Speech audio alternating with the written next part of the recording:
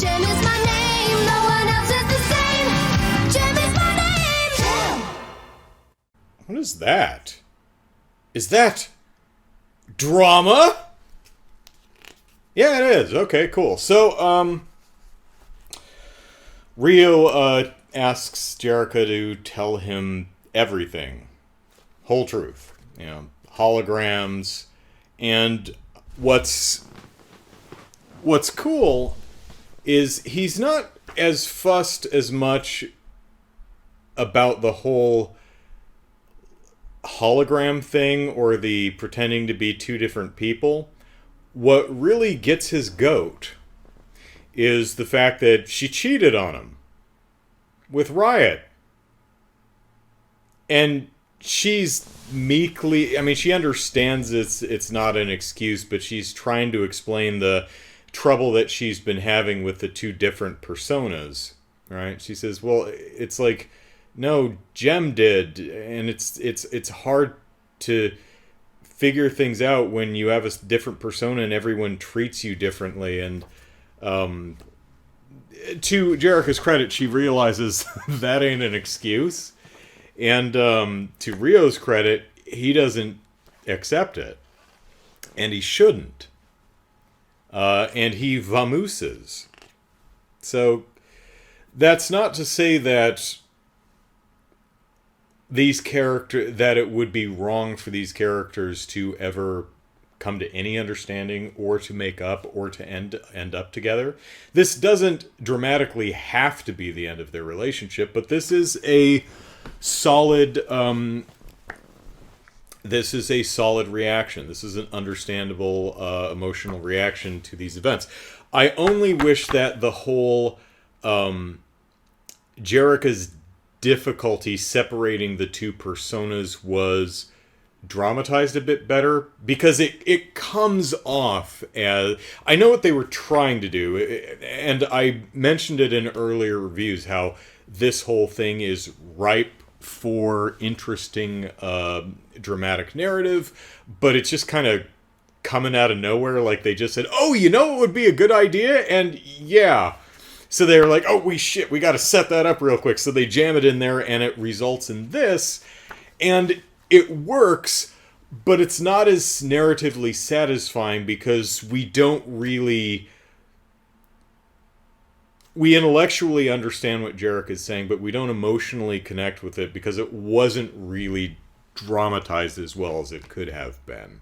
She does talk about it in earlier issues. So you're not lost as to what's going on, and it doesn't ring false, but it does come across as more of a lame excuse than I think the authors really want it to, and that's a shame. But overall, pretty well done. So the Misfits recording crew are ambush Rhea in the bathroom and are like, hey, little birdie told us that there's a secret and that you're the key to that secret. If you tell us what it is, we'll make it worth your while. Okay. We the audience know that Rhea knows that the secret is, who JEM really is. It's really Jerica. So that's what she's thinking. Is she going to betray them? No. Why would she?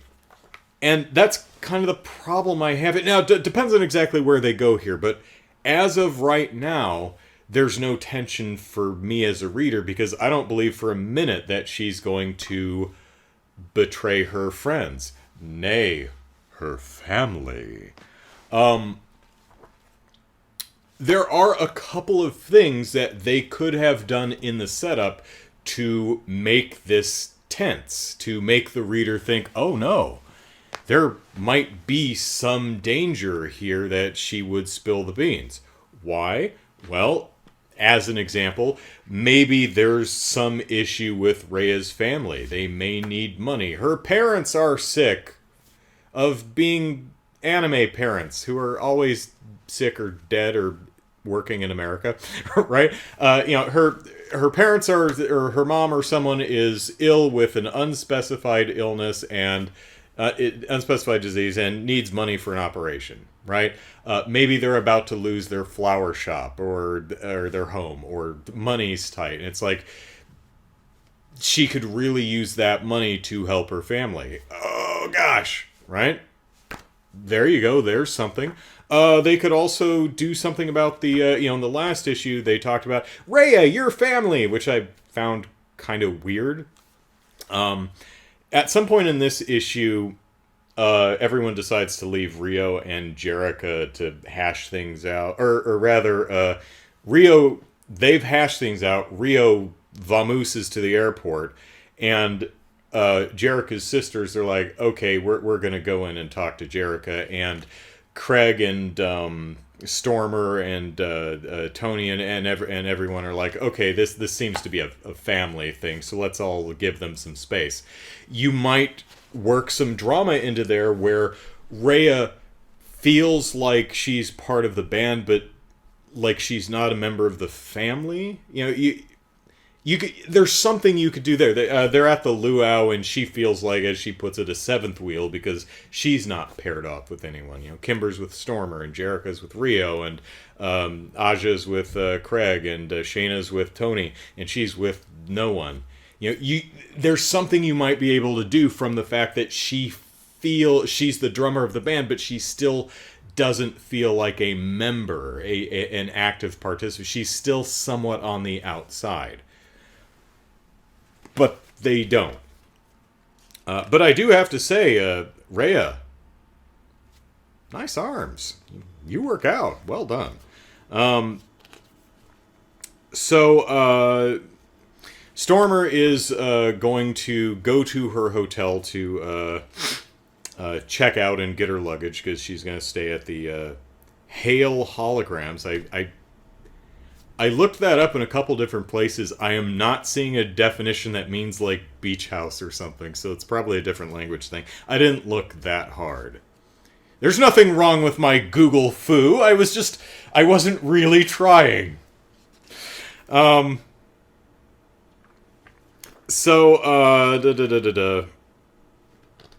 see, where are we? So Jerrica is feeling bad. She's sitting out on the front lawn. What order do I have this in? Okay, so Jerrica goes out to sit out on the front lawn, and Riot commiserates with her. He's like, yes, JEM broke up with me, and Rio broke up with you. It's terrible, because we're marvelous, And he's like, we should date, to get back at our exes, and let's see, show them what they are missing and that they cannot hurt us. Remind them that we are desired and magnificent. And again, this feels like something that Jerrica's immediately going to be like, no. No. So I'm not feeling the tension here either. Also, I dig that they're doing something wildly different with Rio here, but I'm sorry, Riot. But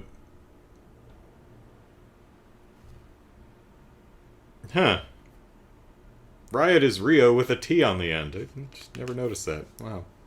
Some of you have been like, oh my god, Andrew, it's been a thing for 30 years. How did you not notice that? He's just kind of a unlikable, mopey putz.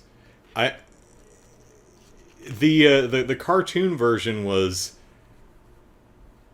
a self-centered putz, but he wasn't mopey, and he was charming in his own flippant way. This guy, I don't get why anyone would be drawn to him. Although he is drawn a bit more, handsomer in this art style than in the last one, where it was I just didn't care for it. So it's kind of hard to get you can see someone being physically attracted to the dude, but anyway, so while Jem is outside, or rather Jerrica's outside, Rhea finds a note on the porch addressed to Kimber, and she gives it to Kimber, and it's obviously a ploy from Rapture and Rapture and Minx, rather, who are like, we're going to break up the holograms, so let's start with Kimber, because she sucks. So they write a note that says, Kimber, to Kimber from Stormer, come meet me here. And so she runs off, and she goes to the directions, and there's a picnic table situated, like, on the edge of a cliff, and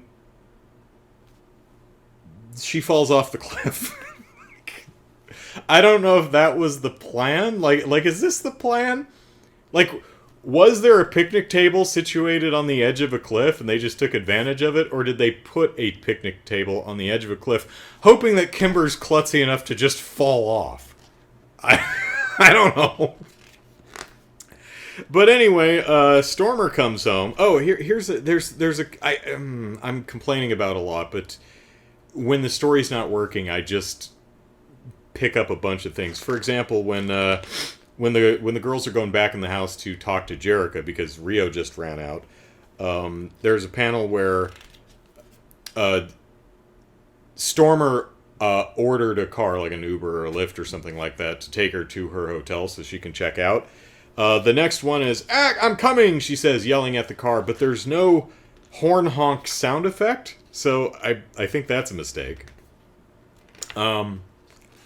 Also, there's a scene next where Stormer comes home, and it's like, where's Kimber? Weren't you going to meet with her?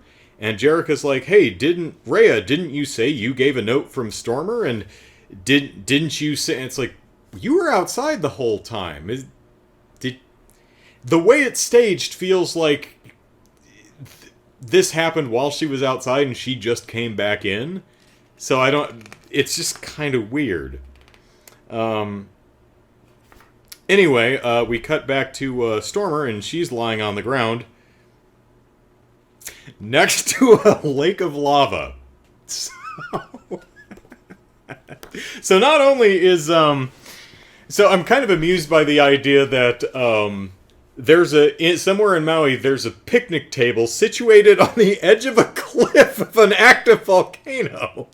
That's not great placement. You maybe want to put up a rope or a fence or a sign or something.